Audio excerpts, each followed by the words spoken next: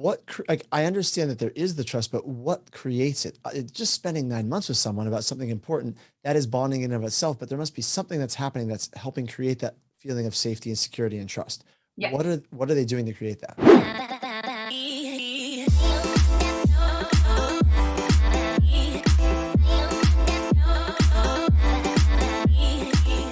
All right, cool. So Jake's going to tell us when we are live. This is, I got to get the exact title of it. Here we go. This is called Bringing Out Your Inner Midwife. Bringing Out Your Inner Midwife, which is, what does that even mean? I'm going to tell you exactly what it means. So this is the Emotional Gymnastics for Real Estate series, which is one of my favorite titles we have.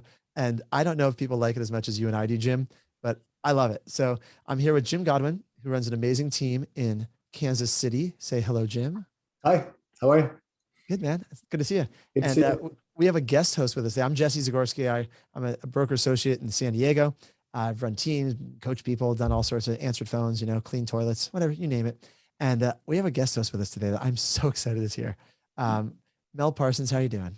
Great. I'm good. Yeah. Mel, Jim, you might not know this, but Mel used to be a midwife. I did prior to wanting a less stressful career. So she went into real estate. No, I'm kidding. I don't know if that's the real reason, but she was a midwife. And I've talked to her for years about, all right, like what was it like being a midwife? And are there things that translate over to real estate?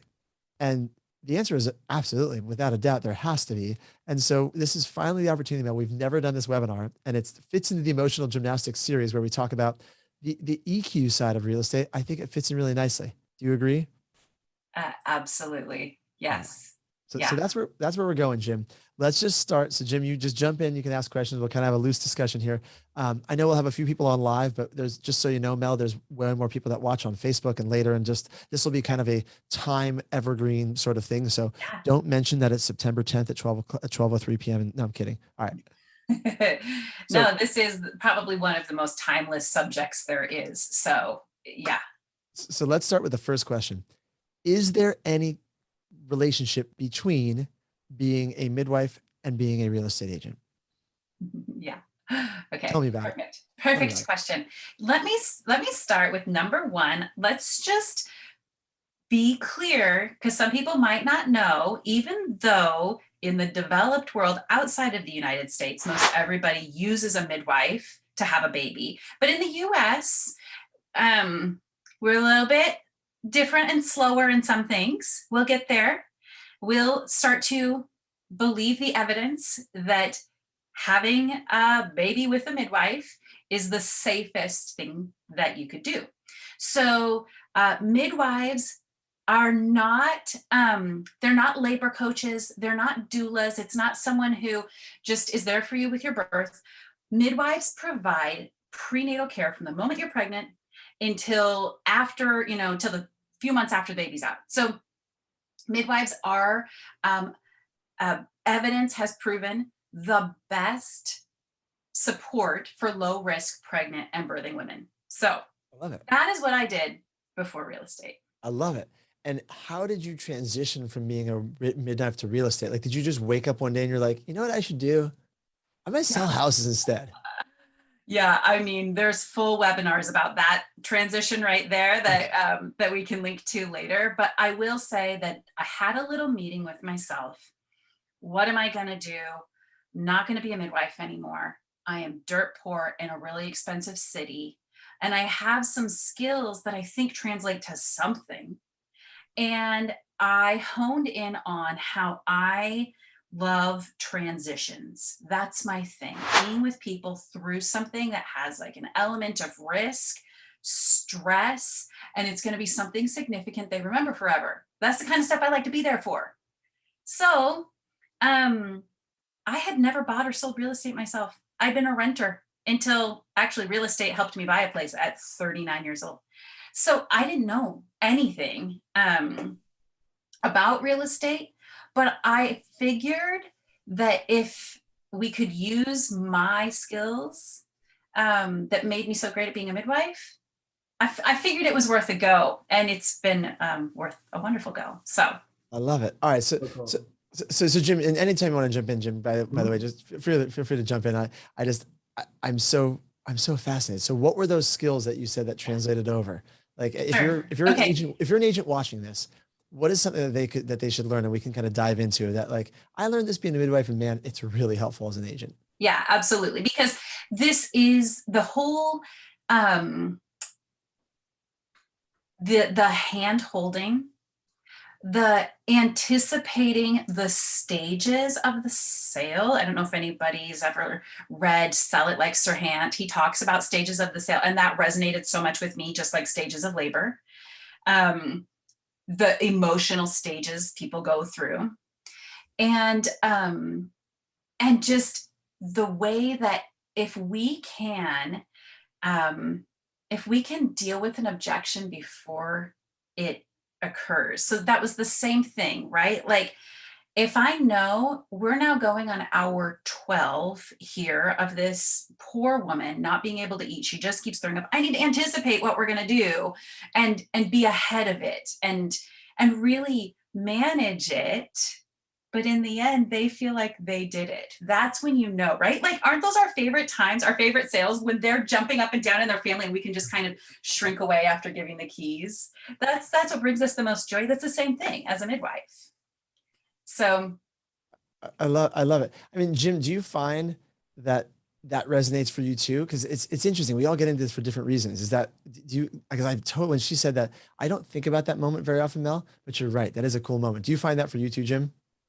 Yeah, absolutely. And I actually have some personal experience with this because we used a midwife with my son. And it was one of the most incredible, amazing experiences that I've ever been through. And it the fact that you have that personal touch from somebody that obviously cares so deeply about you and your family and your future baby, with you for 9 months, was an incredible experience. And we got to be extremely close with her, and felt completely safe and comforted the whole entire time. And I can totally see, looking back at it now through the lens of real estate, so many similarities there. absolutely. The parallels are nonstop. Yeah, it's And really crazy how close it is. yeah. So I'll just get into some of those because I mean, my poor clients, I don't care if you're a 25-year-old single guy working at Amazon, I am still going to talk to you about the parallels between birth and real estate. And I'm like, maybe I'm just going to educate you a little bit on both right now. So it's just, you'll have to be okay with it. So, one of the things that I love to, I mean, from the initial buyer's consult, I'm hitting this one like immediately. So I'm very visual. That's why my whiteboard is a disaster behind me. I'm always using it. So I use a flow sheet visual when I'm doing a Zoom buyer's consult. And yeah, I mean, that's all I do anymore, but in person, I used it also, where it just is like, okay, here's how it goes. Here's the buying process from here. And then we, go down to these other things. And I will tell them, hey, so we're going to go through the buying process. And this is like if, if someone asked, well, so how do you have a baby? Well, so, you get pregnant and 40 weeks later you have a baby. That's like, we know there's tons of variation. So I'm going to give you the like pregnant 40 weeks later have a baby, but there's going to be a lot of variation based on the market, based on what you're looking at. And then I talk about that. So we are always referring to labor and birth, and it goes over well. I mean, you heard what Jim said. You heard the affection that he has toward this woman, right? Mhm. Jim, would you, if she got her real estate license, you'd be like, shoot, I could trust you with my wife and baby? Like, Right. go ahead and sell my house. Can we dig Yeah. into that? Like, I understand that there is the trust, but what creates it? Just spending 9 months with someone about something important, that is bonding in and of itself, but there must be something that's happening that's helping create that feeling of safety and security and trust. Yeah. What are they doing to create that? well, I can let Jim touch on this, but I have one that I believe is that I learned as a midwife that has made me, and I teach it in my team and bring my team back to it all the time. And that is the power of choice. Mhm. That is knowing you have a choice. And sometimes you don't even have a choice, but we like to make you feel you do. Okay, Mhm. let's be honest, right? So letting people choose things is a very powerful point in sales. And it's not something I was taught really, but I learned it through being a midwife. So we'll use the example, you know, okay, well, I want to be able to eat and drink while I'm in labor. Okay, this is one that a lot of midwives talk about, and anybody who knows anybody who's had a baby, they can resonate a little bit with this. Just being told you can't. No one wants to just hear I can't do something. Mhm. Let them choose. Talk with them about risk. So I'm going to use a real estate example recently where midwife Mel came out and like saved the deal. So I had a buyer under contract on new construction, and it was not a pre-sale. It was like already built, and we were supposed to have a 30-day close, and we were 2 days from closing. And the listing agent said, "I don't have a certificate of occupancy yet. You're not going to believe this. They need to put sprinklers in the home because it's just a few feet over the line on the dead end street, and the fire truck can't get there, and we're going to have to put sprinklers into a completely finished home." Okay, my buyer, who this was a miracle sale anyway, it was a FHA loan, and she is like, "Peace out, I'm going to go look at something else," right? Like, You're I'm like, not sticking around. you are never going to get another offer accepted again. Please do not. Yeah. I mean, and so I know that in my head. I'm like, first of all, we'll never find new construction at this price. And, second of all, there's crap available on the market. I know all these things. But what she needed was to choose that house again. She needed to be able to choose it again. And so I needed to not be attached to the outcome. No matter all that I know, it's her journey toward home ownership. She needs to drive it. Mhm. Is she going to feel awesome and tell all her friends to come to me because I told her she had to stay in that deal? No, she needs to really feel that she made this choice, and I was there to guide her. So I sent her out. Go tomorrow. I'm not even in town, but go look at these open houses. You could afford all these homes. Go look at them. And she was, "Thank you so much for that." That night, she was like, "I'm sticking with the brand new." I'm not going into these other. One smelled like cat pee, and I was like, "I know, it was a steal of a deal that we found you." So there's an example. But I come back to that over and over, and on our team, we talk about it a lot. They need to choose it. Mhm. Yeah. There's two lines that I'll throw out here that I had a coach who would say, everyone wants to buy, no one wants to be sold.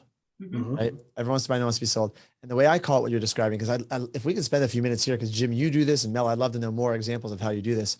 I call it Inception. Remember that movie Inception, where you like plant the idea inside a dream, Like that's one of my strong suits, is actually you want the client to believe it was their idea, even though it was really not their idea. But like, as long as you have their best interest in heart and you're truly trying to help them move towards their own goals, that's Inception, right? That's power of choice, you call it. I love it. Do you have examples? That's also Jim? parenting teenagers. I'm just going to say, I'm learning that also. I think can you do that with teenagers too? Does that still work? Yeah, I can't. it does. So it doesn't work with 3-year-olds, but I can do it with No, a teenager. it comes back. Okay, because I can't do it with my 3-year-old at all. I look at her and she's like, No, it'll come back. Yeah, I give her an alternative choice. She tells me the answer is a unicorn. Okay, cool. Yeah. Unicorn. But so Jim, do you have a way that you relate to that power of choice? Because I love that, Mel. Yeah. And going back into the time that we were with our midwife, I felt a sense of empowerment the whole time, because Mel's right, we were choosing to do things kind of a different way and against the common grain. And throughout the whole process, through every stage of pregnancy, we would get visits from our midwife and get explained exactly what's going to happen during this stage, and say that, these are the things that we have to look for. These are the things that we're going to have to choose to do during this stage. Whereas, I think a lot of people going to either a pediatrician or a doctor, they're not going to get that time. Right. Yeah. Something you just said that made me think about it. I was thinking, so you said empowerment. I think there's also a sense of safety, because I was thinking about like security, because I was thinking about, I wish Priyanka was here today, because Priyanka is the exact opposite of all of this in some ways. In some ways she's the same, but like she believes in, you tell your clients exactly what to do. And I love Priyanka. I don't know if you know her very well, Mel. She's on the show with us a lot. Oh yeah, I love her also. Yeah, but she tells her clients exactly what to do. No, this house isn't for you. This is wrong. Get out. Like this is like, she is very directive. And I think in the end, whether you're giving your clients a choice and the power of choice and empowering them, or you're being very directive, as long as you're creating the underlying feeling of security for them, that like, I feel safe. Like with a toddler, there's boundaries, right? With a teenager, use this. So I guess maybe different. Do you think it's different skills for each person, or is there one that works differently just depending on the client? I think we talked about this a lot of this podcast, but everyone wants to feel heard and understood. And so I always go back to this philosophy of knowing the right questions to ask, and asking a lot of questions with people, because a lot of people, when they're going through this real estate transaction, even though they think they know the process, there's things that they don't know. There's, you don't know what you don't know. And so asking the questions to your clients, knowing that they don't know that question to ask back to you, gives them that sense of safety and empowerment. I like that.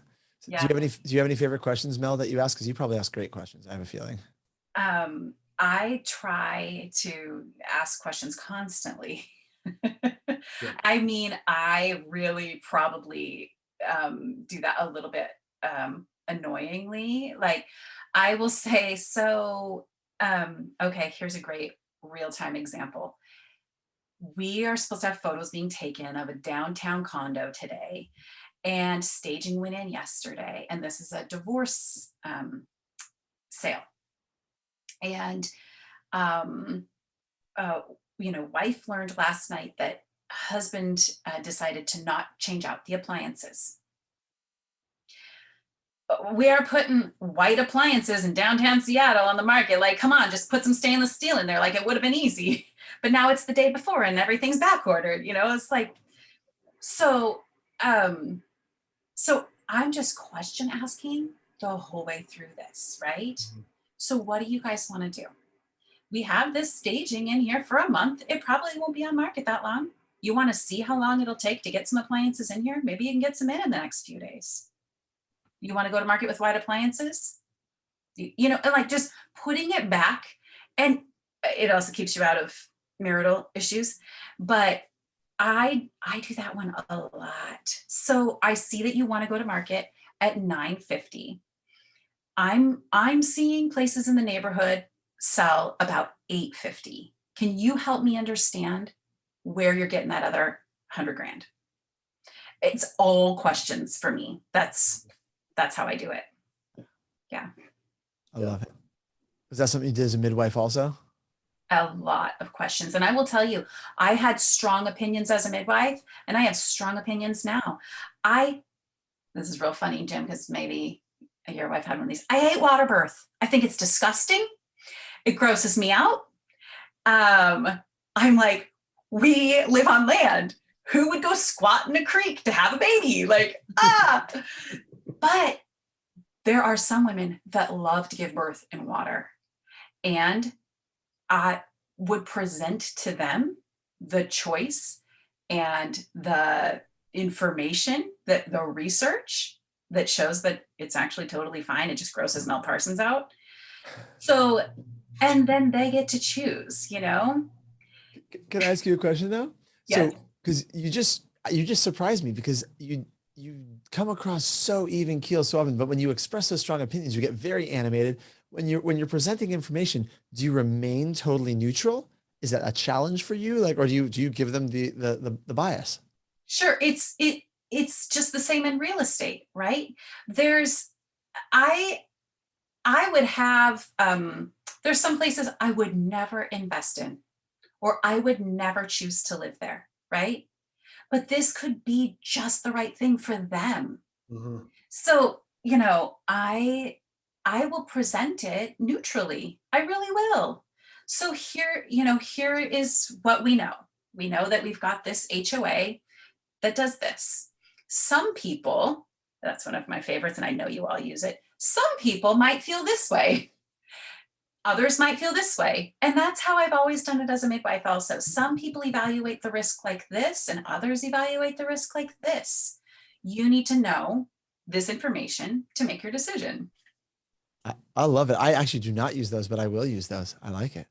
Yeah. I am not a suburban, suburban life is just not my thing. I really love living in the city. There are so many of my clients that are like, will be like, well, I don't want to live near, and they'll list right where I live, and I'm like, cool, I can meet you there. I get it. I'll just match them right then. Yeah, who would live there? No, I don't say that. That's funny. So I'm really curious, Jim. This is really great that you had this experience and not too long ago, according to your Zoom profile. Oh, he's 3 now. He's 3. Yeah. Yeah. So when you sit and hear us talk right now, oh, that was sweet to bring us those smoothies, Jesse. Thank you. I was just grabbing to show you guys. They just I got saw there's one for everyone. Do you want to? I brought 3 of them. Do you want a green drink? Thank you. Yeah. I got one for you. Where's that technology? For real. Smush it on. There you go. It's just on TikTok. I think we grab it and we start drinking it. Oh yeah. Totally is on TikTok. So Jim, when you think about, the role of the midwife that you experienced not that long ago, and you think of your role as a realtor and people on your team, what do you think people could glean from and learn from that role that would help their sales experience and referral funnel?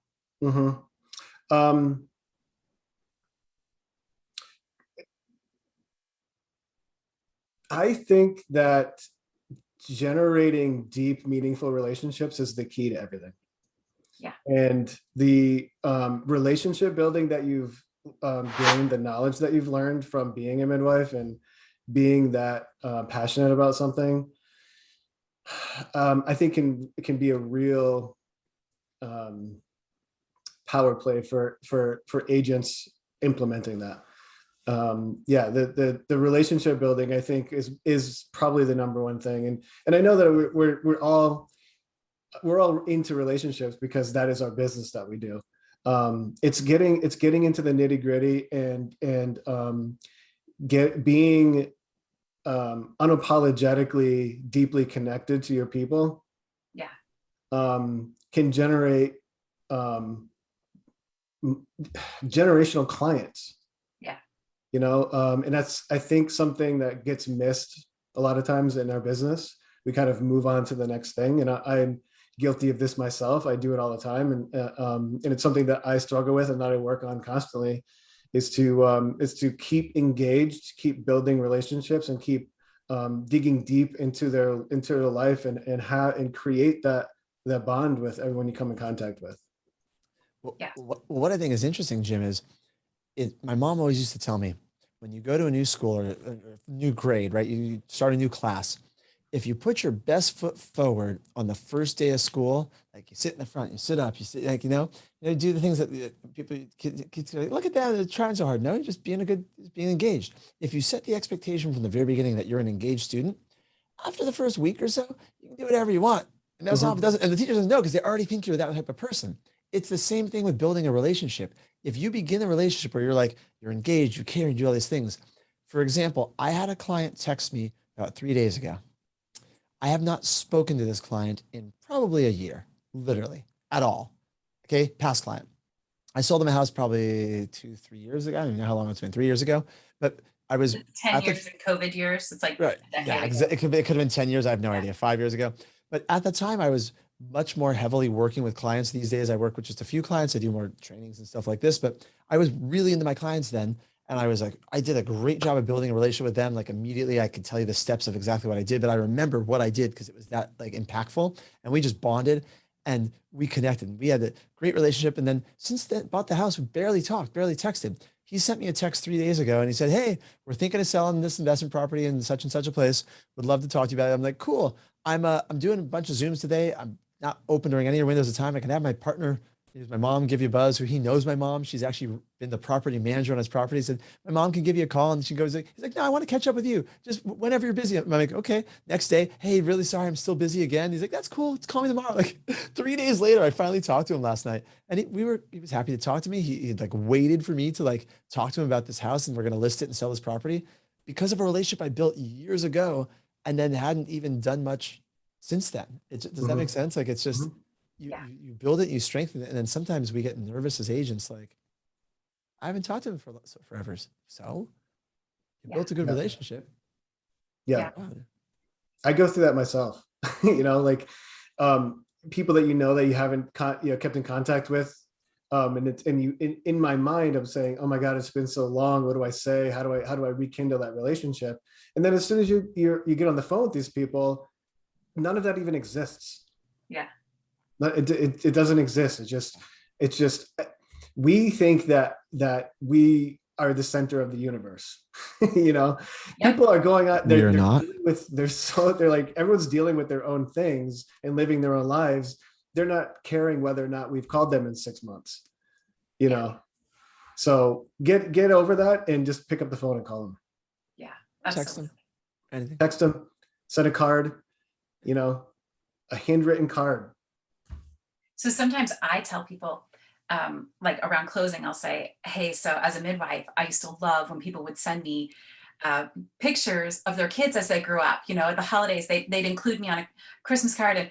And I want you to know that I will love if when you put that patio in, like send it to me. It'd be so fun. And people will, you guys, I don't care about houses at all. Like, I really don't. And I mean, I'll learn about them, but I really don't care about houses. I'm in it for the people. Kind of like when I was a midwife, I'd have to say like, oh, I don't actually really like babies. But my midwife didn't either. Right. Yeah. I'm not in it for the babies. No, she just flat out told us once the baby's born, like, I don't have a whole lot of involvement because, that's not my thing. I'm really not into like pregnant women. Yes, exactly. And so, of course, send me the pictures of your babies because they're yours and that makes them important to me. And so I do the same with houses, and people will be like, look, we put in a wine room. And I'm like, yes, wine room. But you like their excitement about it. You don't care about the wine room. You care about what is transforming their life and what it's doing for them. Yes, and right? I love that you want to share that with me. Mm-hmm. I want to be a part of that. So I want to talk about one other thing that I think is so translatable into real estate. And you can tell that my ideal client is not like the multi-unit investor at all, right? I am in it for the relationship and the people. And so if that is who you work with all the time, investors are humans too, but call it Priyanka because she rocks those people. So I think it's critical for us to bring empathy into sales. And remember that although we deal with low appraisals and, people, underwriting, flagging something at the last minute, we deal with that stuff all the time. Our clients don't. Mm-hmm. And we have to remember that. And we have to remember that it doesn't help anybody, even though we're trained to do this. We do this with our kids all the time. Oh, it's okay. Quit screaming. It's okay. Like, it's not okay for them. They're screaming, like it's not going to help our clients if we just say, hey, everything's going to be okay. Like, they need to be allowed to feel like, oh my God, I might not get this house for a little bit. And if you try to push them through that and hurry them through it, they're going to feel it, and they're going to feel like a number and a transaction. Yeah. And that's not meeting them where they're at. So you have to set aside more. Hi D's, I'm talking to you. Set aside more time for that phone call, because they need the time to be able to go, now we're really screwed. We're going to be homeless because the moving truck comes, but we're not closed. And let them do it. And then we can like problem solve it. And it'll be okay. We know it'll be okay going in. They don't. So don't try to jump there. Yeah, I think we have a tendency to fall into the problem solving too quickly. Yeah, well, we love being heroes. Yeah, we love to be the hero, and we lose out on the having people be okay with where they are for the moment.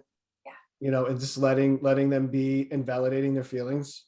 Yeah. And then once they go back to feeling understood, once they feel heard, then we can go into the problem solving. But if we skip over that point, yeah, you're right. They don't feel like that we're there for them, even though we're solving the problem. Right. Exactly. And, you know, I will say this isn't the same as, okay, you get that awful call that none of us want, where the buyer's agent's like, no, for real, they're pulling out. Like, it's done. It's dropped dead. I'm not saying we get on the phone right then and call them. I always liken this one to, okay, if there is an emergency during birth, postpartum hemorrhage is a serious number one cause of death when people are getting, when women are giving birth. And I would never say, oh my God, you're hemorrhaging, stop bleeding. You know, like, you just manage that right then. And you do it with you have your hemorrhage face on, and everyone in the room is doing exactly what they need to do, and you make it happen. And afterwards you go, whoo, that was a big deal. But you don't want anyone to know that. Those are my favorites, right? No, When the we actually had a similar situation. And in that moment, Jim, what was that like for you? It was the most horrifying thing I've ever seen. Yeah. Yeah. Our son was born with his, the umbilical cord wrapped around his neck. And he came out and she unwrapped it, and he took one breath, and then in her arms, I watched him just go completely limp and turn purple. And without skipping a beat, she grabbed him, did 3 resuscitation breaths. He popped back to life, and everything was fine. Not even a flinch. Yeah. Meanwhile, I'm having an out-of-body experience because I think my son just died, and she's just like, done.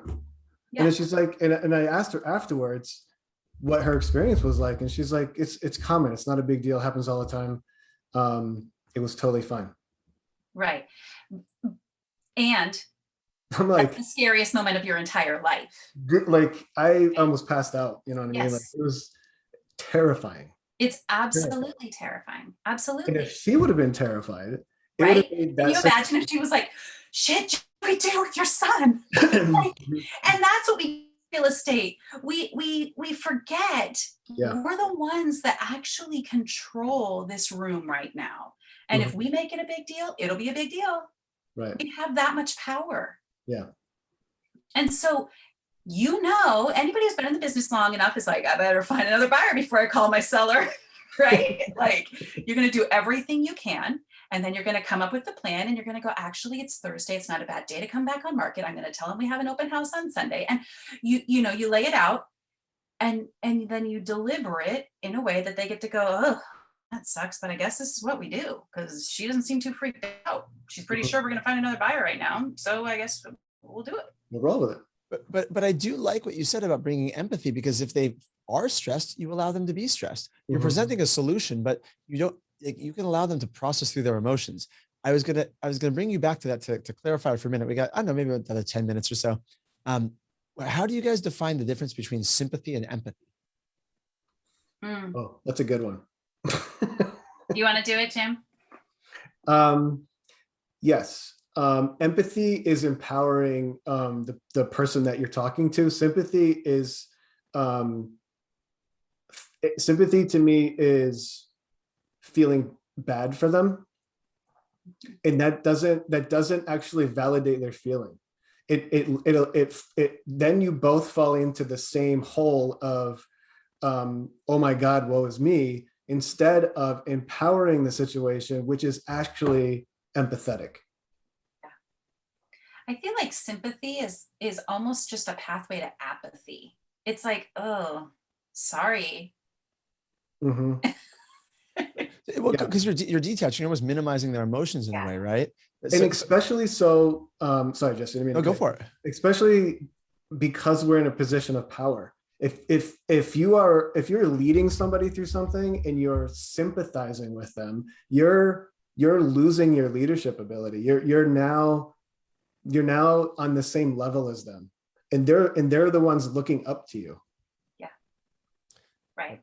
There's, I don't know if either of you guys follow Brene Brown. Do you know Brene Brown? Yeah. So Brene Brown explains, this is a really great video, a little cartoon animated bear, I think, in part of it, if you've seen it. But what always sticks with me is, and I think you know this, Jim. I don't know if you know this, but I'm married to a therapist, and so we have these conversations a lot. And it's the difference between sympathy and empathy is the way I always think about it is, one of them is sympathy is like you're feeling badly for someone, whereas empathy is you're feeling badly with someone. Yeah. Right. It's the biggest difference, either for someone versus with someone. And that to me is just sticks in my mind of, okay, and I know, and I do sympathy a lot of times, and I know it's not helpful. Empathy, like you're spot on, Mel, that empathy is what we want. Empathy. Yeah. I have one other parallel that I think Let's do fits it. really well from, if we're going to bring out your inner midwife. Yep. And that is that when people are going through this real estate, purchase or sale, and it is incredibly it's like everything for them, you can't take things personally. So like, I used to say that I just would have people yell at me for a living, because when someone's in labor, right? I mainly did unmedicated births where people are somewhat primal, and it's loud, and sometimes I have to give them news they don't want to hear, such as you are still 5 centimeters. And I actually, I haven't been in real estate very long, 6 years, but when we had a little market shift here, late 2018. And I had, am I cutting out on you guys? No, you're here. No, You're you're fine. I had, I don't know, 5 sellers on the market for longer than 2 weeks, and they thought they were dying. And I was like, I feel like I just went into, 5 labor rooms and had to tell them all that you're still 4 centimeters, and they're just screaming at me. Mm-hmm. But I didn't keep them at 4 centimeters. I'm just telling them the truth. The truth is that we had a 40% increase in our inventory in 30 days. And therefore buyers have a lot of choices right now. And it's going to take longer, and it's not going to be 100K over asking. Scream, scream, scream, scream. Yes, this sucks. This sucks. Mm-hmm. This is what we're going to do. So there's these stages of labor, right? And the time between dilation, and if this is too much for you, I'm keeping it like way toned down, between dilation and the second stage of labor where the baby actually starts to descend, and that is called transition. And in that transition phase is when, it doesn't matter how many babies you've had, you feel like you're going to die. And you'll hear it from people. I've had 5 babies myself. Every time I'm like, I hate this, I'm going to die. Like, get me out of here. And then things transition into pushing, and you have a baby, and it's so sweet, and everything switches. So I often think about this when sellers are at that point where we're about 3 days from market, where everything is just like, is this even going to happen? The painter still has that one room to do, and the roofers haven't cleaned up yet. And they are losing it. They're screaming at each other when you pull up in the driveway. I am like, aha, we're in the I'm going to die phase. Okay. Once we get on the market, they're going to be like, oh my gosh, and sharing their listing all over social media, and they're going to be so excited. But right now they're going to die. And I need to know that there's going to be really heightened emotions. So I can't be like, with them. And they might say things to me that really have nothing to do with me right now. Mhm. And then we're all going to celebrate. So what do you do? Because I've really wanted to ask you this anyway. It's reminded me. In that transition, what do you do if you have a client who is fairly high maintenance in terms of their requirement for either time or whatever it is, and they want to talk through things? You ever had a client who wants to talk through things with you over and over, and you're busy, you got 5 kids, plus you have other houses and clients. Like, how do you manage that, especially in this transition phase where anxiety is high? What do you do? I get them a doula. The doula is the labor support person. No, I really do say, so I think that we talked about so-and-so referred us. You need to connect with her about how she felt during this time, because I help them find their resources. That's so funny. I just realized I do the same thing. So my business partner for the last 17 years has been my mom. Yeah. I'm very grateful to be able to work with my mom. She's my doula. Like, she has her own clients too, but like when I hit a phase with a client where I'm just like, have you met my mother? She's been doing real estate in San Diego since the 70s. Like, really, like, she's just so calm. Like, here you go, mom. Like, here you go. She's the doula. You're right. And you can send them back to someone they referred to you. If you don't have a mom who's in the business, most of you don't, right? You can send them back to whoever referred them to you. So find a support group. That's smart. And you can also prepare them for it. You can also prepare them that right before we go to market, you're going to be feeling like, what are we doing? This is going to be a disaster. That's a normal thought and feeling. Hang tight. It's going to button up well. Mhm. I love it. Yeah. I love it. Well, this has been fun, guys. Do you have any last thoughts? You want to wrap it up together? I figure we'll bring it together around 45 after the hour. So any other thoughts, Jim, you want to leave us with, or Mel? I'm just really happy, Melly, that you're able to join us. It's been a real pleasure to be able to talk to you and learn about your experiences.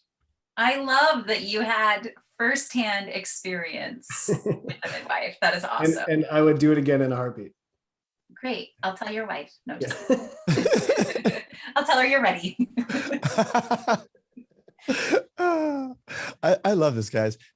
So if you're watching this on Facebook or YouTube later, or LCA, wherever you're watching it, we do this every other week, the Emotional Gymnastics for Real Estate series. If there's something you want us to dive into, let us know. And Mel, we'd love to have you here again. I mean, this is just, we can talk about other things besides Midwife Real, although I think you can even go deeper. There's plenty of things we could talk about here. This is so fun. Yeah, that's awesome. Thank you so much for having me. And clearly a topic I could talk about all day long. So really a pleasure. Thank you, guys. I love it. Well, everybody, enjoy your weekend, enjoy your Fridays, and we'll see you guys in a couple weeks. All right. Take care, guys. Bye, guys. Bye.